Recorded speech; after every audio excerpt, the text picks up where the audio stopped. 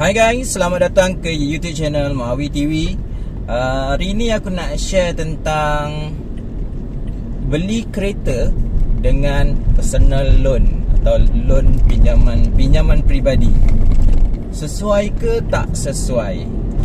Okey, jadi jika korang ada plan untuk gunakan personal loan untuk buat pembiayaan kereta ataupun beli kereta cash guna personal loan, mungkin video ni sesuai untuk korang. Jadi jangan lupa untuk tunggu sebentar lagi. Jangan lupa like dan juga subscribe dahulu ya.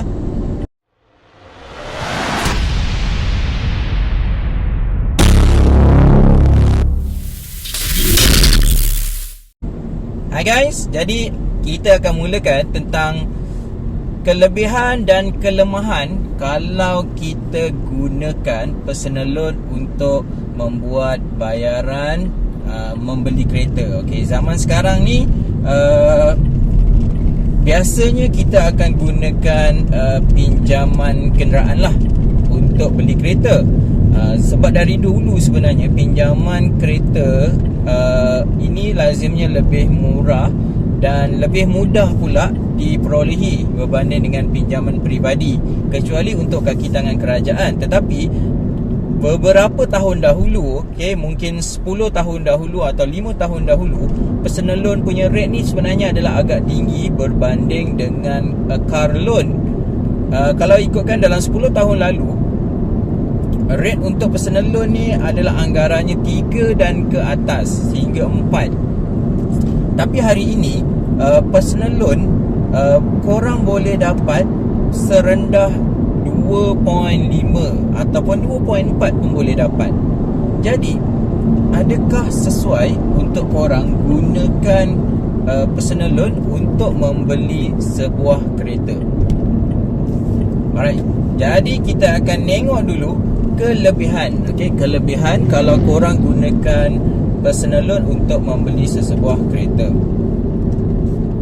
Pertama, korang akan dapat tempoh pembiayaan yang lebih panjang. Bagi korang yang rasa nak pembiayaan yang lebih lama, korang boleh try guna personal loan. Sebab personal loan ni dia menawarkan pinjaman sehingga 10 tahun berbanding pinjaman yang dibuat melalui pinjaman kereta. Buat kereta ni, tak silap aku, semaksimum mungkin pun pinjamannya adalah 9 tahun. Tapi 10 tahun dulu pernah juga ada beberapa bank yang menawarkan pinjaman sehingga 10 tahun. Tak silap aku, bank Islam untuk graduan boleh pinjam 10 tahun. Tapi sekarang ni mungkin dah tak jumpa. Yang ada pilihan adalah untuk personal loan lah. Kalau ikutkan contoh kereta ini, kalau kau buat RM85,000 personal loan untuk bayaran selama 10 tahun, korang akan dapat dalam 866, lebih kurang. Tapi kalau engkau 838 tak silap aku, kalau korang buat 10 tahun pinjaman dengan angka RM85,000. Tapi kalau korang buat 9 tahun, bayarannya adalah RM966. Jadi sebenarnya gapnya tak jauh beza lah. Sebab aku buat 9 tahun ni pun 934. Dan kalau ambil 9 tahun untuk personal loan pun jumlahnya adalah 966. Jadi ada gap dalam RM30 macam tu sahaja. Pertama, tempoh pembayarannya yang lebih panjang. Keduanya adalah kalau kau buat panjang, bayaran bulanannya kau akan jadi lebih pendek. Kemudian kau akan dapat kadar faedah yang lebih rendah sebenarnya jika kau beli dua jenis kereta. Pertama adalah kereta terpakai. Sebab kereta terpakai di Malaysia ni rate-nya lebih tinggi, 3 dan ke atas, mungkin 3.5 hingga ke 4% pun ada untuk kadar faedah untuk setahun. Jadi kalau personal loan dia boleh bagi korang 2.5, itu adalah angka yang lebih baik. Jadi kalau korang sebenarnya nak beli kereta second, aku cadangkan korang guna personal loan berbanding dengan car loan. Lebih menguntungkan personal loan. Kemudian bila kau beli guna personal loan, ibaratnya sebenarnya korang bayar cash kepada kereta yang korang nak beli. Jadi korang akan terus dapat grant. Kalau ada orang sembang kereta baru tapi geran tak ada kat tangan, korang ada geran kat tangan. Maksudnya beli kereta baru tapi guna personal loan, korang boleh terus dapat geran lah, sebab kau dianggap sebagai bayaran cash. Yang kedua tadi tentang rate ni, yang menguntungkan adalah siapa yang beli kereta terpakai. Yang kedua, siapa yang membeli kereta tempatan. Kereta tempatan ni pun rate-nya sebenarnya lebih tinggi daripada rate kereta import, kecuali untuk kereta-kereta yang terbaru lah. Kadang bank pun sekarang dah boleh bagi kadar yang lebih rendah untuk kereta-kereta tempatan berbanding dengan zaman dulu lah. Dulu kereta tempatan ni semua rate-nya lebih tinggi daripada kereta import. Jadi sekarang ni walaupun ada juga kereta-kereta tempatan yang rate-nya agak tinggi, iaitu 3, tapi kalau korang guna personal loan, korang akan dapat lebih untung sebab rate korang boleh dapat 2.5. Ini aku rujuk kepada Bank Rakyat lah. Bank Rakyat menawarkan pinjaman dengan loan 2.51 untuk 10 tahun. Okay? Baik, apa lagi yang korang dapat dengan menggunakan personal loan sebagai loan untuk beli kereta? Apa lagi yang korang dapat adalah korang tak perlu lagi pening kepala untuk membayar ansuran kereta. Sebabnya ansuran ni dah berada dalam kau punya potongan gaji. Selalunya untuk kaki tangan kerajaan, bila dah ada dalam potongan gaji, ini bermaksud kau dah tak perlu nak fikir dah bila nak pergi transfer, bila nak kena potong duit tu potong hari apa, bulan berapa, dah tak perlu fikir. Sebab macam situasi di mana kau punya gaji 25 hari bulan, tapi setiap kali pembayaran kereta kau adalah 16 hari bulan. Itu bermaksud korang perlu hold duit tu dalam tempoh 20 hari dalam akaun kau. Mungkin kau takut terguna dan sebagainya. Jadi kalau kau guna personal loan, sebenarnya kau dah tak ada isu. Okay, kalau kau potongan gaji automatik dah dipotong dalam tu. Jadi dah tak payah fikir, melapangkan fikiran korang dah. Okay guys, seterusnya apa yang korang dapat lagi jika korang buat pinjaman loan peribadi untuk membeli kereta adalah korang sebenarnya tak perlu sediakan sebarang deposit. Sebab loan peribadi korang tu dah cover semua, dah tak perlu lagi nak memikirkan 10% deposit yang kau perlu bayar sekurang-kurangnya. Ataupun tak perlu lagi nak menabung deposit lah, sebab deposit kereta ni bukanlah murah. Kalau kau nak 10% kereta yang berharga kalau kereta yang berharga RM80,000, paling kurang kau perlu sediakan RM8,000 lah untuk deposit. Jadi tak perlu lagi fikir-fikir tentang nak menabung ni untuk bayar deposit. Sebaliknya kau boleh bayar terus penuh. Seterusnya, kalau korang buat personal loan, sebenarnya personal loan ni dia ada dia punya graf tu, kalau ikutkan trend dia daripada 10 tahun lepas, sentiasa menurun daripada 4, kemudian jadi 3, sekarang dah jadi 2.5. Future, kau nak bayar kereta ni dalam tempoh 9 tahun, okay, adakah barangkali graf tu mungkin akan lagi turun sehingga, contohlah sehingga 2.2. Okay, jadi dalam pada masa itu sebenarnya korang boleh overlap kau punya loan tu, dan korang akan dapat bayaran bulanan yang lebih rendah. Ini yang kau tak akan dapat jika kau buat loan dengan loan kereta. Itu yang kau buat loan, perjanjian korang 9 tahun tu, 9 tahun tu lah rate tu. Sedangkan kalau loan, personal loan ni, kalau korang ada rate tu jatuh, turun, korang ada peluang untuk dapatkan overlap, supaya bayaran bulanan korang pun akan rendah. Tapi kalau dia punya rate tu tinggi untuk kadar rata ni, korang tak ada efek, tetaplah macam itu juga. Tapi bila bank buat offer, okay, rate kita 2.0 untuk tempoh sambutan bulan kemerdekaan sebagai contoh lah, jadi kau apply, kau akan dapat bayaran ansuran bulanan yang lebih rendah. Okay, janganlah kau overlap sampai tarik balik tahun tu jadi 10 tahun kan, tahun semasa lah. Jadi korang akan dapat lebih rendah, ataupun kau boleh pendekkan lagi pinjaman korang. Okay, bagus tak sebenarnya personal loan ni?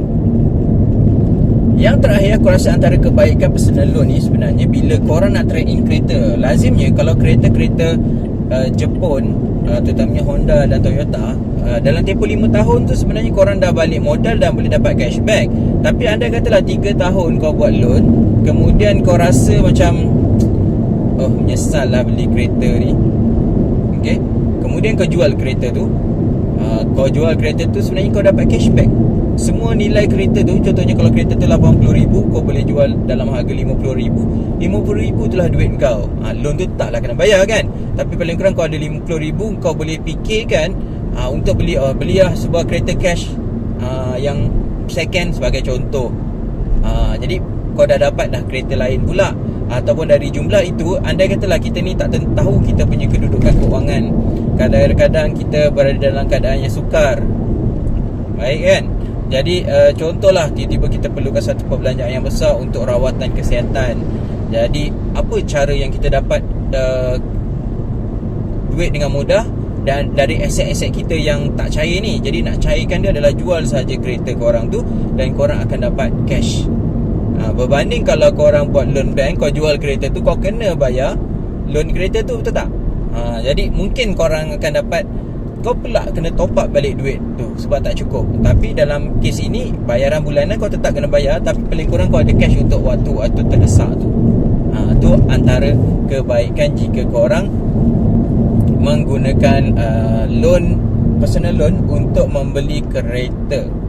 Manakala pula macam mana pula dengan kelemahan buat personal loan ni? Pada aku, benda yang paling orang tak suka sekali adalah dianya termasuk sekali di dalam kita punya gaji. Itu masalah yang selalu orang tak nak. Kalau masuk dalam gaji ni, mencacatkan kita punya keseimbangan gaji. Jadi gaji bersih kita akan jadi sedikit. Itu benda yang orang tak suka. Memang bagus dia akan potong terus, tapi bila masuk dalam gaji ni, benda yang macam tabu lah. Kalau bagi government ni rasa macam tak cantik lah kau punya gaji. Gitu pertama.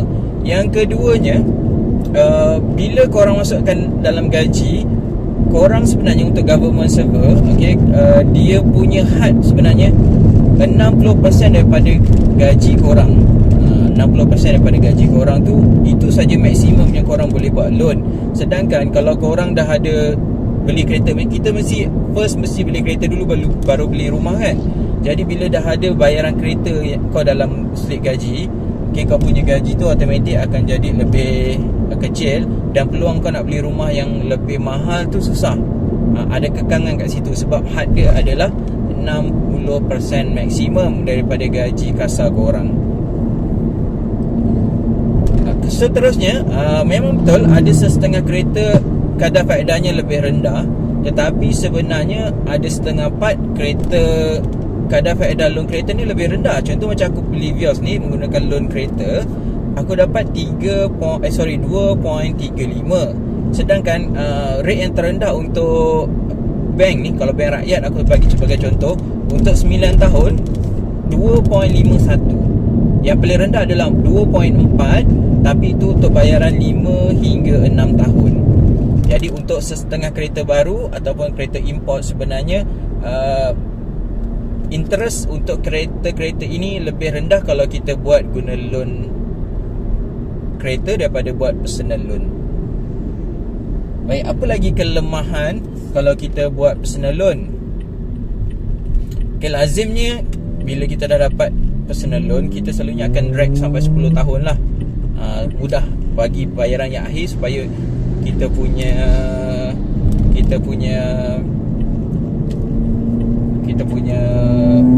angsuran bulanan tu jadi lebih rendah. Tapi ianya membawa panjang kita punya loan sampai 10 tahun, dan sebenarnya kadar faedah tu agak tinggi lah kita perlu bayar. Itu kelemahan lain kalau kita gunakan personal loan untuk membeli kereta. Baik, kelemahan lain yang aku dapat lihat kalau kita gunakan personal loan untuk buat loan kereta adalah kita mungkin akan dikejar oleh pihak LHDN. Aku dah lama dengar benda ni sebelum ni, tapi aku tak pasti adakah benar ataupun tidak LHDN akan cari kita jika kita beli kereta secara cash. Logiknya personal loan ni adalah bayaran secara cash untuk kereta tersebut, sedangkan kita buat loan personal.